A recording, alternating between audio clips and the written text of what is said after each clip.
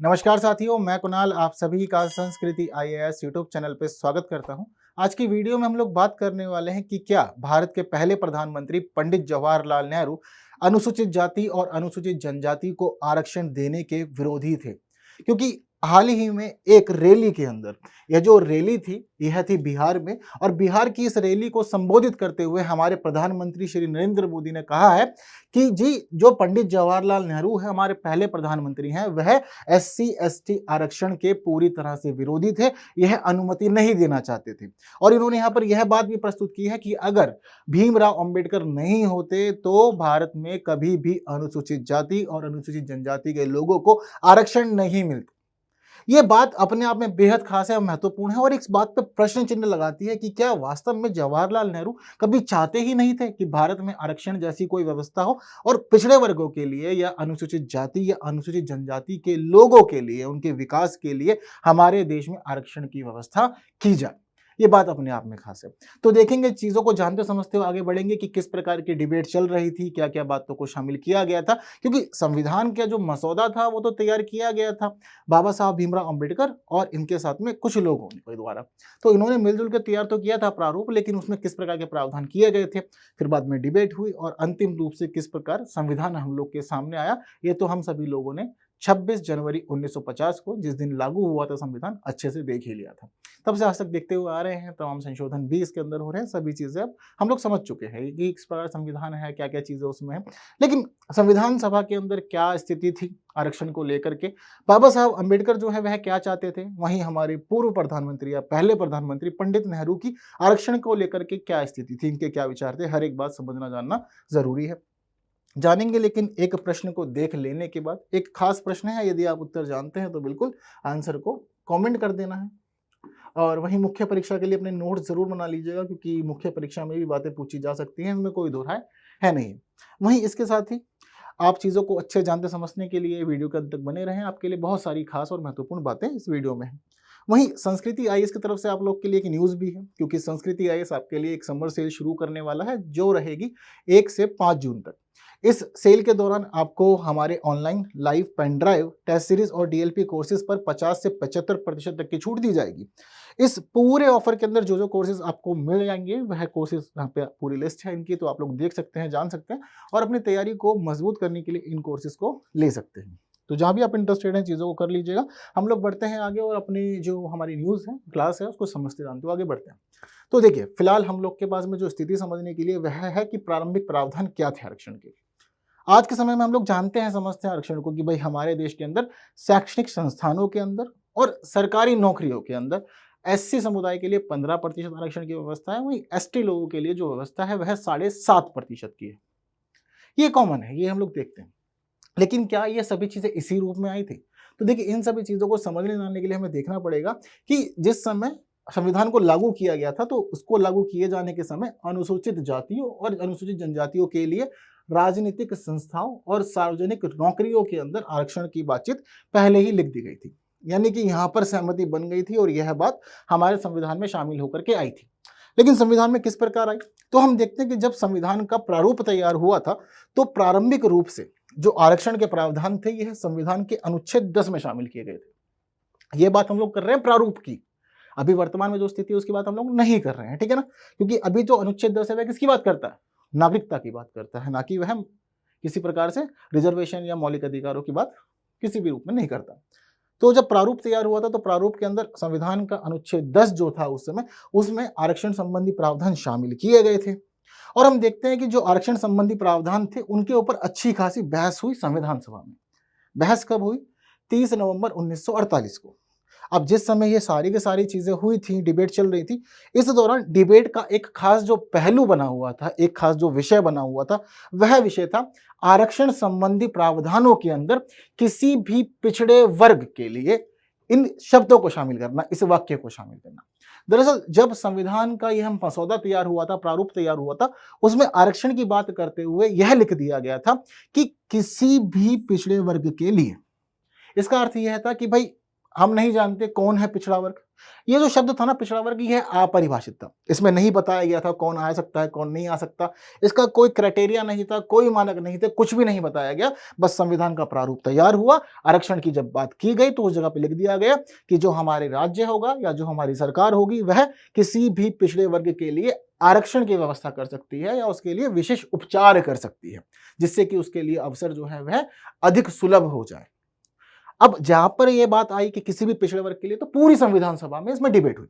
बहुत सारे लोग समर्थन दे रहे थे कि जी हाँ, शब्द बहुत अच्छा लिया है, पिछड़े वर्ग होना चाहिए, पिछड़े वर्ग के लिए ही आरक्षण होना चाहिए। लोगों ने अपने अपने रूप में, अपने अपने अनुरूप इसकी परिभाषा की। उन्होंने अपने अपने रूप में चीजें बताई कि जी ये इस मामले में है, ये इस मामले में है, पिछड़े वर्ग को लिखे जाने का अर्थ यह है। सबने अपनी अपनी बातें कही। यहाँ पर जो अंबेडकर साहब थे वह भी मौजूद थे, उन्होंने भी अपने रूप में बताया कि पिछड़े वर्ग का अर्थ क्या है। लेकिन बहुत सारे लोगों ने साफ कहा कि देखिए बात तो ठीक है, आप आरक्षण की व्यवस्था कर रहे हैं, लेकिन एटलीस्ट किस प्रकार से व्यवस्था कर रहे हैं और किसके लिए व्यवस्था कर रहे हैं, इसको परिभाषित भी तो कर दीजिए। और देखा जाए तो संविधान पूरा तैयार हुआ, लेकिन संविधान में कहीं भी पिछड़े वर्ग की परिभाषा नहीं दी गई कि पिछड़ा वर्ग किसे माना जाएगा। हालांकि आज के समय में हम लोग चीजों को किस रूप में समझते हैं कि आप शैक्षिक दृष्टि से, आर्थिक दृष्टि से, सामाजिक दृष्टि से अगर पिछड़े हैं, यानी कि सरकारी नौकरियों में आपको प्रतिनिधित्व नहीं मिला हुआ है, समाज में आपकी स्थिति अच्छी नहीं है, आप आर्थिक रूप से सशक्त नहीं है, तो ऐसी स्थिति हम लोग क्या करते हैं कि पिछड़ा आज के समय में मानते हैं कि यह व्यक्ति है। यही चीजें चल रही हैं। लेकिन उस समय में इसको लेके कोई भी मानक निर्धारित नहीं था, शब्द अपरिभाषित था, तो इसीलिए बहुत सारी डिबेट इसके ऊपर हुई। कुछ खास डिबेट का जो हिस्सा रहा है मामला, उस पर हम थोड़ी चर्चा कर लेते हैं। जैसे कि हमें यहाँ पर देखने में पता लगता है कि कुछ खास लोग, जैसे कि चंद्रिका राम जो थे, उत्तर प्रदेश के खास व्यक्ति हैं, इन्होंने कहा कि देखिए जो आपने पिछड़ा वर्ग शब्द का प्रयोग किया है, या तो आप इसको परिभाषित कर दीजिए या फिर इसके साथ कुछ और शब्द जोड़िए, जिससे कि चीजें समझी जाने लगे कि किस रूप में या किसके लिए हम लोग बात कर रहे हैं। आपने पिछड़ा वर्ग लिख दिया, अभी हम नहीं समझ रहे कौन कौन इसमें होगा, तो या तो अतिरिक्त शब्द जोड़ दीजिए या फिर इसको रिप्लेस कर दीजिए, और पिछड़ा वर्ग का प्रयोग करने की जगह आप संविधान में अनुसूचित जाति शब्द का प्रयोग कीजिए। यह इनका सुझाव था। यानी कि यह सहमत थे कि जी बिल्कुल रिजर्वेशन होना चाहिए, आरक्षण की व्यवस्था संविधान में की जानी चाहिए, लेकिन किस रूप में होनी चाहिए यह बात इन्होंने यहाँ बताई। वहीं कुछ और लोग भी थे, जैसे कि लोकनाथ मिश्रा साहब और दामोदर स्वरूप सेठ, इनके द्वारा कही गई बातें चर्चाओं में रही काफी ज्यादा। इन्होंने पहली बात तो कहा कि आरक्षण जैसी कोई भी व्यवस्था होनी ही नहीं चाहिए, ये देश के अंदर एक भेदभाव उत्पन्न करती है, ये हमें समझ में आता है इसको देख करके। इन्होंने साफ साफ मना कर दिया कि नहीं, आरक्षण जैसा कोई भी चीज नहीं होना चाहिए। इन्होंने स्टेटमेंट दिया, यह भी स्टेटमेंट खास है, जो मिश्रा जी हैं, इन्होंने कहा कि भाई हर किसी को रोजगार, भोजन, कपड़ा, आश्रय और उन सभी चीजों का अधिकार है, लेकिन किसी भी नागरिक के लिए राज्य के रोजगार का एक हिस्सा मांगना मौलिक अधिकार नहीं है। इन्होंने कहा कि आपको जीवन में सब कुछ प्राप्त करने का बिल्कुल अधिकार है। आप नौकरी कीजिए, आपको कोई नहीं रोकेगा, आप भोजन प्राप्त कीजिए, आपको नहीं रोका जाएगा, कपड़ा प्राप्त कीजिए या आश्रय लीजिए, लेकिन सबको समान अवसर मिलने चाहिए इसमें। ऐसा नहीं है कि किसी के लिए अवसरों की स्थिति अलग हो, किसी के लिए अलग हो, ऐसा नहीं होना चाहिए। तो इसीलिए मैं कभी भी ये नहीं चाहता कि आप नौकरी में किसी वर्ग को खास एक विशेष हिस्सा दे दें और इसको मौलिक अधिकार या किसी और रूप के तहत परिभाषित करें, ये बिल्कुल भी स्वीकार्य नहीं किया जाएगा। ये इन्होंने विरोध में तर्क दिया। तो एक तरफ हमने देखा कि समर्थन था, वहीं दूसरी तरफ विरोध था, और ऐसा ही माहौल ना पूरी की पूरी संविधान सभा में बना हुआ था। एक तरफ वह वर्ग जो अनुसूचित जाति से जुड़ा हुआ था, जनजाति से जुड़ा हुआ था, जिन लोगों का प्रतिनिधित्व कर रहा था, वह लोग कह रहे थे कि जी बिल्कुल होनी चाहिए। वहीं जो दूसरे लोग थे वह इसका लगातार विरोध ही कर रहे थे। चीजें क्लियर है। हालांकि हम लोग यहाँ पर जिन चीजों को देख रहे हैं वहीं उसको लेकर के फिलहाल बात जो है प्रधानमंत्री नरेंद्र मोदी ने की, उन्होंने बताया कि स्थिति क्या थी। लेकिन प्रधानमंत्री नरेंद्र मोदी ने यह भी कहा कि जो कांग्रेस थी या जो पंडित जवाहरलाल नेहरू थे वह जातिगत आरक्षण के विरोधी थे, लेकिन कहीं ना कहीं वह धार्मिक रूप से आरक्षण का समर्थन भी करते थे। आज के समय में भी कांग्रेस के ऊपर इस प्रकार के एलिगेशन लगाए जाते हैं कि हाँ, आप धार्मिक आरक्षण को लेकर के बातें प्रस्तुत करते हैं, खासतौर पर मुस्लिम समुदाय के लिए आरक्षण की बात करते हैं। चीजें इतनी क्लियर है। ठीक इसी प्रकार की डिबेट चल रही थी, तो इसी डिबेट के अंदर बाबा साहब अम्बेडकर मौजूद थे, भीमराव अम्बेडकर मौजूद थे। इन्होंने ही संविधान का मसौदा तैयार किया था, प्रारूप तैयार किया था, तो इसीलिए जितनी भी चीजें वहां थी जिनके ऊपर भी डिबेट चल रही थी, तो हर एक चीज पे जवाब इनसे मांगा जाता था कि जी आप बताइए ये क्यों शामिल किया गया है या इसके यहाँ पर होने का अर्थ ही क्या है। तो इनसे जब आरक्षण के ऊपर सवाल पूछे गए, इनसे पूछा गया कि आपने तो यहाँ पर यह लिखा है कि पिछड़ा वर्ग के लिए, पिछड़ा शब्द का अर्थ क्या है जी, आप कैसे बता पाएंगे, कैसे डिफाइन करेंगे। और हमारा जो संविधान है सिर्फ आज की परिस्थितियों के लिए तो नहीं है, हमारा संविधान आने वाले समय में जब तक भारत रहेगा तब तक संविधान चलेगा, तब तक ये पिछड़ा वर्ग भी शब्द जो है यहाँ पर हमें देखने को मिलेगा। तो हम जब चले जाएंगे, अभी तो हम समझ रहे हैं कि आपने किस रूप में शामिल किया, आप हमें बता देंगे, हम समझ लेंगे या हम भी चीजों को जोड़ देंगे, लेकिन हमारी जो आने वाली पीढ़ियां हैं उनको समझाने के लिए हम नहीं रहेंगे, तो उस दौरान वे लोग चीजों को किस रूप में समझेंगे? आपने चीजों का निर्धारण किया है। तो इसी को लेकर के भाई इन्होंने बात प्रस्तुत की अपनी। इन्होंने कहा कि देखिए, जो पिछड़ा शब्द है यह एक प्रकार का सामान्य सिद्धांत है। सामान्य सिद्धांत इन्होंने क्यों कहा? इन्होंने कहा कि सामान्य सिद्धांत का अर्थ यह है कि इसमें सबको शामिल किया जा सकता है जो भी पिछड़ा है। हम किसी विशेष जाति को लेकर के बात नहीं कर रहे हैं, हम किसी विशेष वर्ग को लेकर के बात नहीं कर रहे हैं। हमने यहां पर सिर्फ उसके लिए बात की जो वास्तव में पिछड़ा है, जिसको वास्तव में रिजर्वेशन चाहिए, जिसको चाहिए कि अवसरों के तहत या व्यवस्था के तहत उसके लिए कुछ खास उपचार किए जाए। उस व्यक्ति के लिए, उस परिवार के लिए हमने यहाँ पर यह पिछड़ा शब्द को जोड़ा है। इसकी सीमाएं तो बिल्कुल भी नहीं है। ऐसा नहीं है कि आपने सीमा में उसको बांध दिया कि कुछ खास गिने चुने वर्ग या समुदाय ही इसमें आएंगे और किसी को शामिल नहीं किया जाएगा। तो ये सीमाओं से परे है, लेकिन ये उन सभी को छूता है जो वास्तव में रिजर्वेशन के हकदार हैं और जिनको जरूरत है इन चीजों की। ये इन्होंने सामान्य सिद्धांत के रूप में कहते हुए बातें कही। इन्होंने कहा कि इसके तहत सभी नागरिकों को अवसर की समानता मिलेगी, यानी कि हम वर्ग के आधार पर, जाति के आधार पर नहीं बांध रहे हैं। जहां जहां जो जो पिछड़ा है उसको अवसर मिलना चाहिए। हम सबके लिए समर्थन करते हैं आरक्षण का, किसी विशेष जाति या वर्ग के लिए नहीं। पिछड़ा समुदाय को लेकर के अब परिभाषा जो निर्धारित करनी है, या पिछड़े समुदाय के रूप में आप किस जाति को मानना चाहते हैं, किस वर्ग को मानना चाहते हैं, किन लोगों को इसके तहत शामिल करना चाहते हैं, यह परिभाषा करने का काम हमारा नहीं है। क्यों? क्योंकि अगर हम लोग भारत की स्थिति को उत्तर से दक्षिण में, पूर्व से पश्चिम समझें तो फिर विविधताएं तो बहुत सारी है।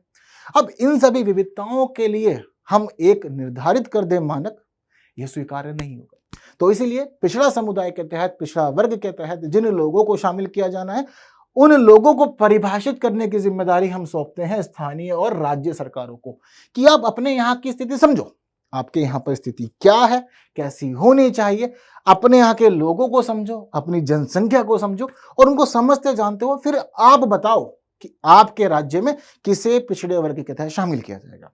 अब आप ही बताएंगे कि आपके राज्य के तहत कौन एससी में आएगा, कौन एसटी में आएगा, किसकी स्थिति कैसी होगी, किसे कैसे लाभ आप देना चाहेंगे, ये आप बताएंगे। ये जिम्मेदारी आपको सौंप दी गई। ये अपने जवाब में भीमराव अम्बेडकर साहब ने सभी बातें प्रस्तुत की और चीजें कह दी। प्रखर समर्थक हैं, ये बात हम जानते हैं, शुरुआत से इन्होंने लड़ाई लड़ी है छुआछूत और जातिगत भेदभाव के विरुद्ध, हम जानते हैं, समर्थन देंगे।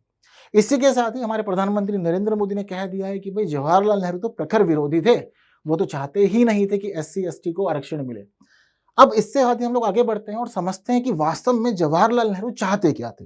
क्या वह वास्तव में विरोधी थे अनुसूचित जाति और जनजाति समुदाय के, या उनका दृष्टिकोण अलग था? चीजों को जानने समझने के बाद अपने विचार जरूर बताइएगा कि आपको क्या लगता है उनकी चीजों को समझने के बाद। तो हमारे जो पंडित जवाहरलाल नेहरू हैं, उन्होंने संविधान सभा के अंदर कभी भी आरक्षण के मुद्दों पर बहस की ही नहीं। जब जब संविधान में आरक्षण का मुद्दा उठा, या तो वह अनुपस्थित थे या फिर वह थे तो वह मौन थे, वह बाकी लोगों को सुन रहे थे कि उन लोगों की क्या मंशा है। क्योंकि संविधान सभा को इस प्रकार तैयार किया गया था कि उसके अंदर हर जाति का, हर धर्म का, हर समुदाय का प्रतिनिधित्व हो, हर जगह से लोग हों और वह अपने लोगों की बातें रख सकें।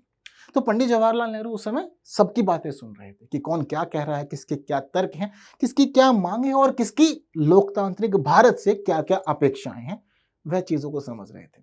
तो बहस में इन्होंने पार्टिसिपेट उस समय नहीं किया।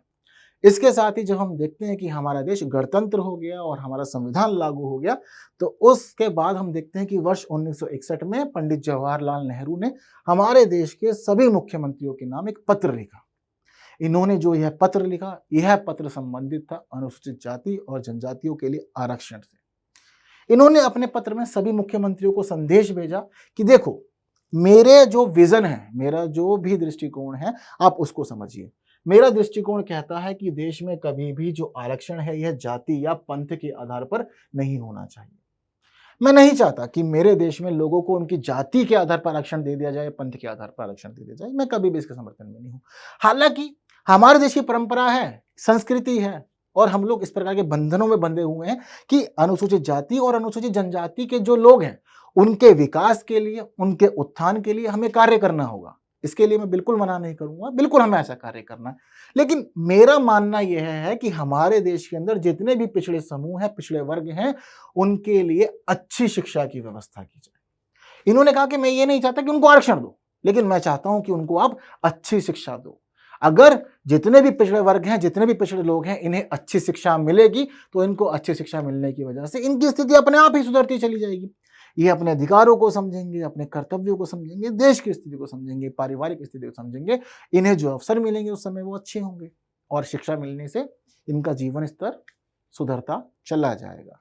तो इन्होंने आरक्षण की वकालत नहीं की, इन्होंने वकालत की किस चीज की? शिक्षा की, कि मैं चाहता हूं कि उन्हें अच्छी शिक्षा मिले।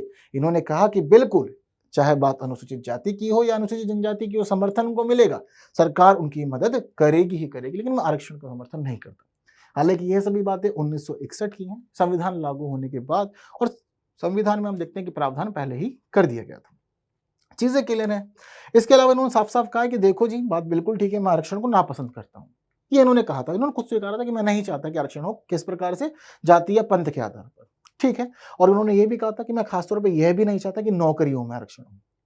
नौकरियां जितनी भी सरकारी हैं हमारे पास में, मैं चाहता हूं कि सबके लिए वहां समान अवसर हो। यदि भेदभाव मूलक व्यवस्था बनाई जाएगी तो इससे क्या होगा कि चीजें कहीं ना कहीं गड़बड़ाएंगी, इसमें भी कोई दो राय नहीं। तो मैं चाहता हूं कि सरकारी नौकरी जितने भी लोगों को मिले, समानता के आधार पर मिले, समान अवसरों के आधार पर मिले। हाँ, कहीं पे व्यवस्था करनी हो शिक्षा में कर सकते हैं, शिक्षा के अच्छे अवसर उन लोगों को मिलने चाहिए, इसमें कोई दो राय नहीं है, यह इन्होंने स्वीकारा।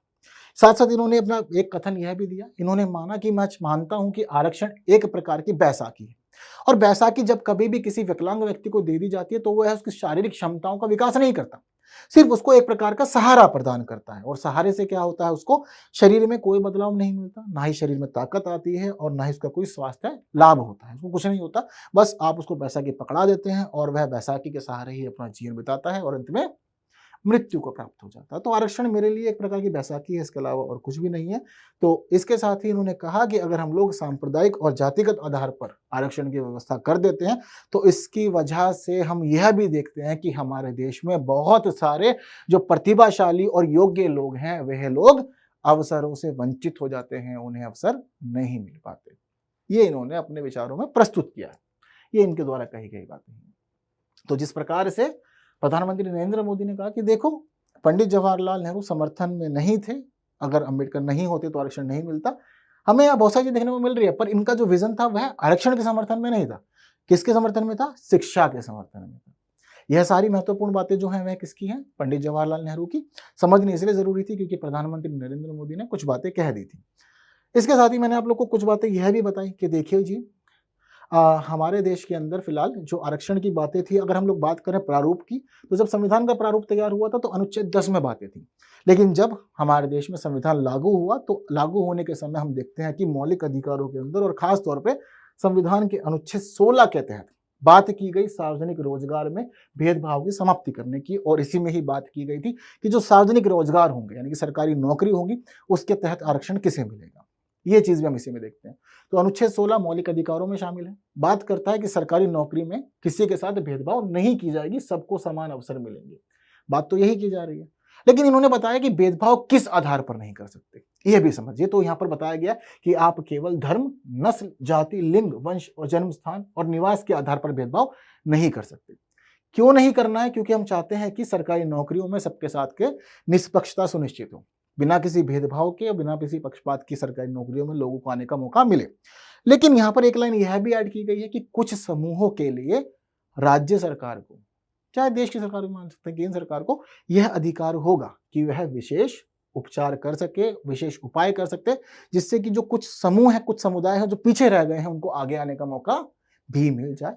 तो आपको विशेष उपाय कर देने होंगे, और विशेष उपाय के लिए ही संविधान के अनुच्छेद 16 के क्लॉज 4 के अंदर बात की गई है कि भाई राज्य को नागरिकों के किसी भी पिछड़े वर्ग के पक्ष में नियुक्तियों या पदों में आरक्षण के लिए कोई भी प्रावधान करने की अनुमति है।